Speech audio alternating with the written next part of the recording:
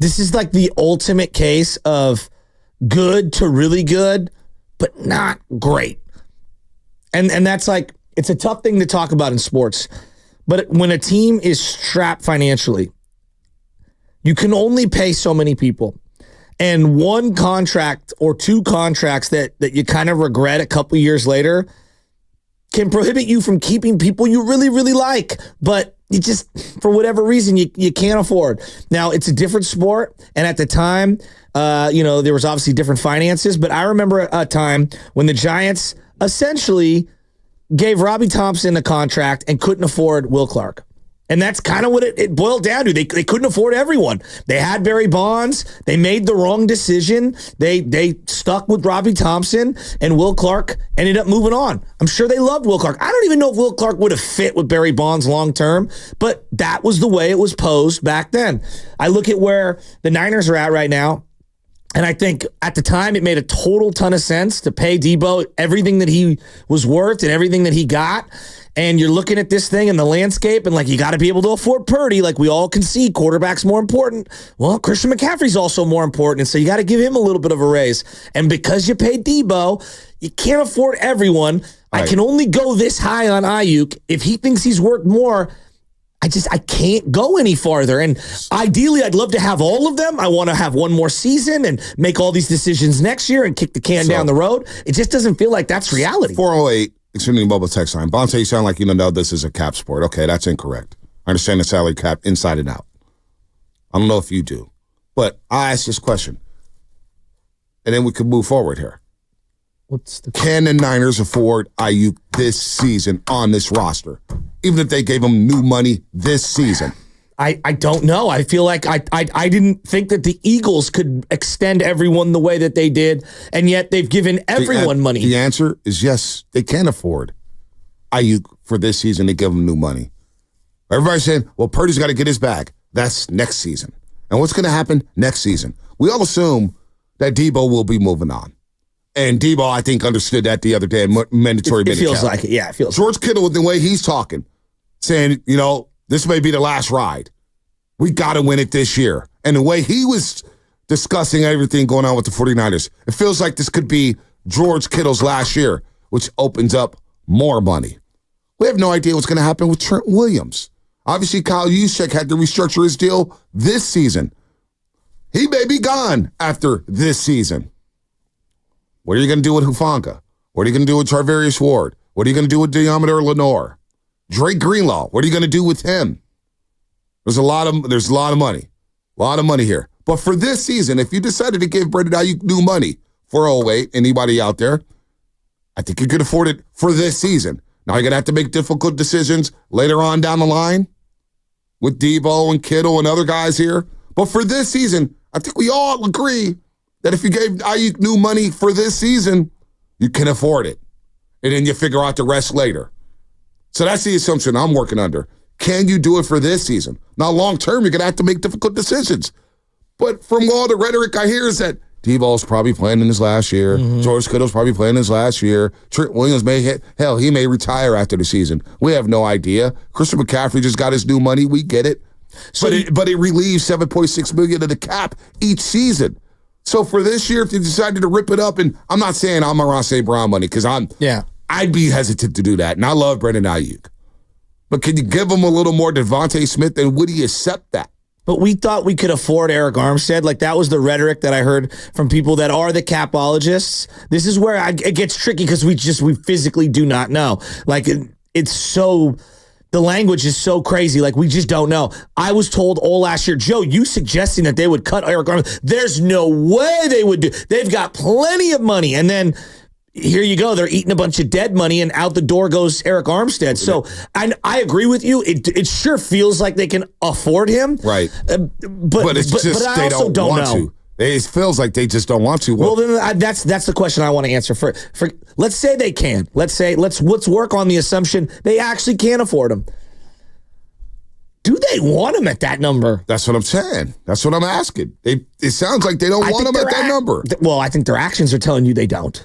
So reportedly, the 49ers have $32.7 million in cap space right now. Yeah, he's not taking that guaranteed money right there. That See, but that's another factor of this. When you see all these contracts, right? You have to give a huge chunk guaranteed at signing. So, for example, Amon-Ra St. Brown got $35 million guaranteed at signing. And then they're going to roll the next year. You'll get X amount. Exactly. So when you're giving Purdy, let's say $100 million guaranteed at signing next year, you can't be also giving Brandon Ayuk, $30 million this year and guaranteed and 25 next year. Like that's where I guess I'm saying we don't understand the cap enough. The McCaffrey deal created approximately $7.46 million in savings for this year's cap, providing the Niners with additional immediate flexibility. Now, obviously, they hope to sign Ayuk. Deebo Samuel expressed sympathy for Ayuk and the challenges of the negotiation process. As Samuel said, and I believe this, when I'm hearing everything about the cap and what players want, Deebo said it. At the end of the day, you want to get what you deserve. And at the end of the day, you hope it happens. But it's not going to happen in the timely manner that you want it to happen. It's just a waiting game. And in this situation, you just let his agent communicate with them. And I remember when I was leaving KMUR, I tried to come over here to 95.7 game. And I'm over here, and I remember that process took about 3 months. It's called the paperwork. How do you reshuffle the decks? Where are you going to fit in? What are you going to do? And so this stuff is a long, long process. It's a long, long process. And Ayuk's going to say, look, I want what I deserve, and I will not come to training camp. Now, if you get to that situation, and we just saw Nick Bosa skip all the training camp, we see Blake Snell, who didn't even have a spring training. Jordan Montgomery had an abbreviated spring training. He can't get anybody out in Arizona. Chapman got off to a slow start. Very slow start. After the first weekend. You don't want to mess around with this because now all of a sudden Pearsall's getting more reps. You're getting less and less reps with Brock Purdy. And by the way, I saw the video of Brandon Ayuk running rights on the baseball diamond. You want to mess around with that? And Brandon Ayuk has been one of your better players. I've heard you say this over and over, and I agree with it. Brandon Ayuk has been one of the best players in training camp for the last couple seasons. No doubt. By far and away. Practices hard, stays healthy, runs crisp routes. This is the guy I think you can ill afford to not have going into this season where all these teams are getting better and better, whether it's Philadelphia, Detroit, Seattle. Brandon Ayuk is your best pure wide receiver. But is it great asset allocation when you understand that, 1, 2, 3, 4, 5, 6, 7, 8, 9 receivers got mega money or big money this offseason alone. Brandon Ayuk would be number 10. And then number 11 would be CeeDee Lamb. That's 11 guys in one offseason. If you just look around, supply and demand, there are a lot of wide receivers. And college is giving you a lot of wide receivers. Is it fiscally responsible to have a mega, because you're going to give a mega contract to Purdy, some sort of a mega contract. Right. When we know supply and demand, there aren't a lot of DNs. I know that if I don't keep Nick Bosa, it's almost impossible to find another really good DN. It's really hard, I feel like, now to find running backs of Christian McCaffrey's caliber, of left tackles of Trent.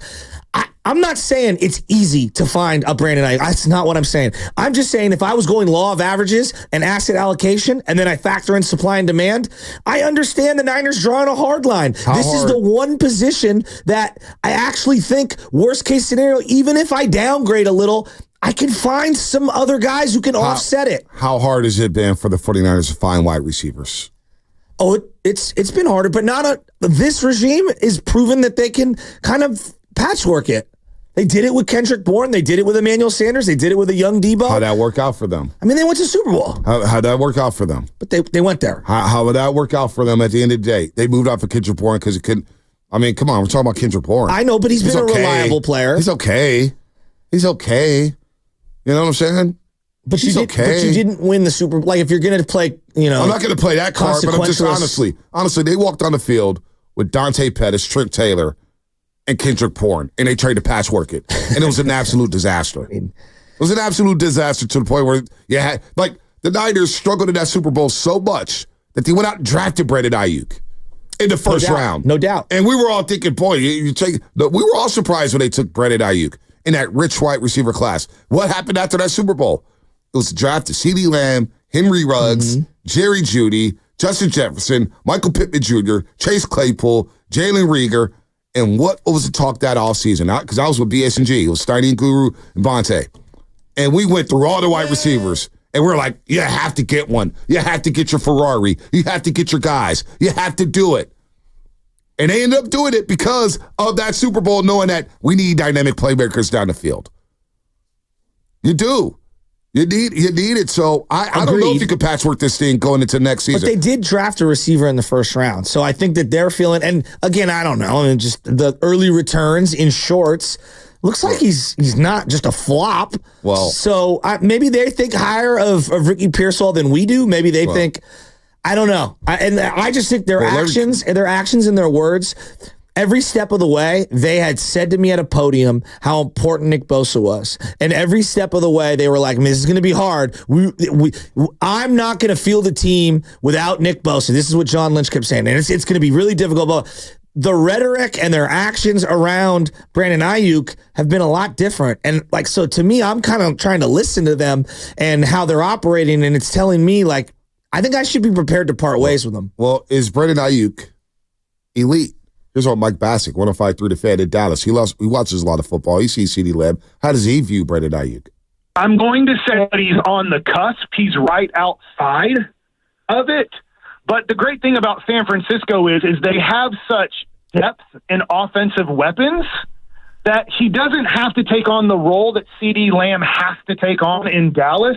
He can, if he gives you 5 catches for 75 yards, you guys can still win games pretty easily.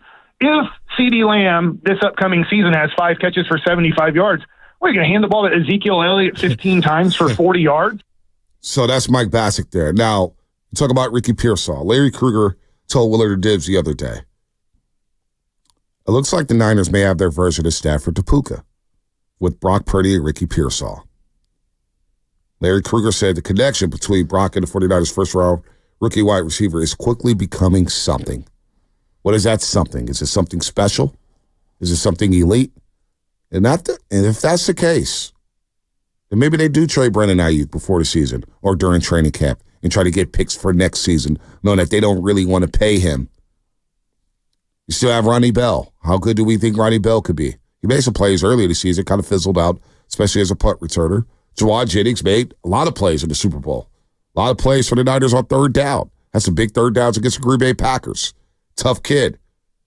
We also hear that, boy, it's tough to adjust a Shanahan system. Oh, my God, it's so complex. Takes wide receivers a long time.